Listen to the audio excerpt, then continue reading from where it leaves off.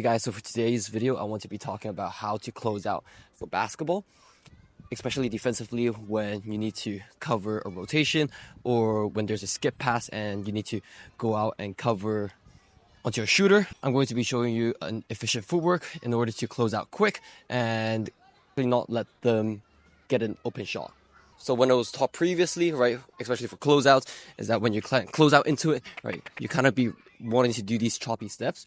But the most ideal way is that you're going to be sprinting, right? And then you're going to be taking these 3 steps, right? To really decel all of your horizontal momentum and to a complete full stop. So there are pros of doing the choppy steps when maybe the person is not too good of a shooter and it allows you to decel much better, right? And so that you can assess the situation a bit better. But if it's a really good shooter like Klay Thompson or Steph Curry, for example, or just an elite shooter that you're against, right? If you give them almost like 2 arm distance of space, that's already way too much for them to get an open shot.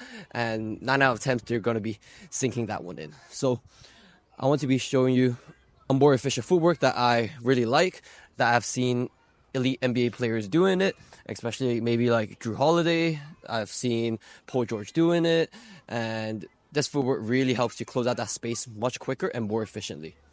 Let's say if I'm maybe covering this area, right, and the shooter is right there. Most times, right, you might be coming here, right, and then you might be doing this choppy closeout, right?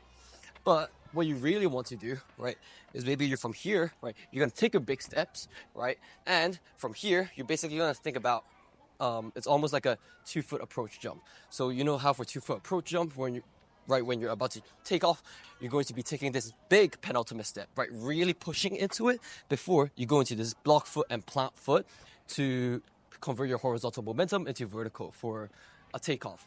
But you're basically going to be doing the same thing, but you're only be closing out on the 3-point line. So you want to be going into a complete full stop instead of you taking off. So it's going to look like this, right? Let's say if I need to close out there, boom, and then you want to put your hands up, right? And then let's say if I want to close out there, right, take a big step, boom, and it just gets you a complete full stop with it.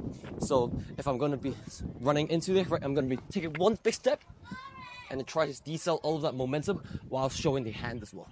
And another bonus tip is that it really depends on what handed shooter they are. So let's say if they're a right-handed shooter, right, most times if you maybe just cover their face, most times it won't really affect their shot. So ideally you want to be covering their elbow area or their forearm area to disrupt the shot by maybe a few percent, just alter the trajectory a little bit, and that's enough to probably alter the outcome, which is a make or miss shot. So if it's a right-handed shooter, right, most times you want to be affecting from the side that you're going to be attacking. So let's say if I'm shooting here, you want to be using your left arm, right, contesting from the side of it. So then you have a higher chance of affecting this area and altering the trajectory of the shot, right? But let's say if you use the right arm, right, and the shooter is right here, right, you're basically going to only be covering their face and not really affecting their shooting arm at all. But let's say if they're a left-handed shooter, right, so most times you will want to be jumping to the side of them, right, to kind of contest like this in order to alter the trajectory of it. One more thing on closeout is that you always want to jump later than earlier. So don't try to get bit on pump fakes, right? But rather you jump and contest a little bit later when you see their momentum going up into that shot.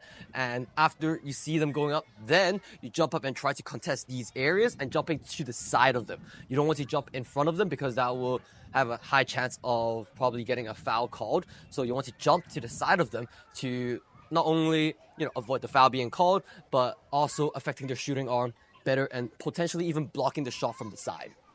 So let's say someone is on the wing and he's a left-handed shooter. So what I'll do here is like maybe there's a skip pass, boom, take one step, 1, 2, right? So then you have a chance to actually block it from the side. And even if they, let's say, do take the shot, right, boom, 1, 2, then you jump into it, yeah? So if it's a right-handed shooter, it's going to be the same thing, right? And you're just basically going to take one more step here, then you can get into this left penultimate. So from here, right, you see the shooter, into it. One more time. From here, right, see the shooter, 1, 2. Again, you want to push into it. if he does shoot, right, same thing. If he does shoot, you always want to contest after, once you get settled into that positioning. So this is how you would defend for closeouts. That's kind of the footwork for it.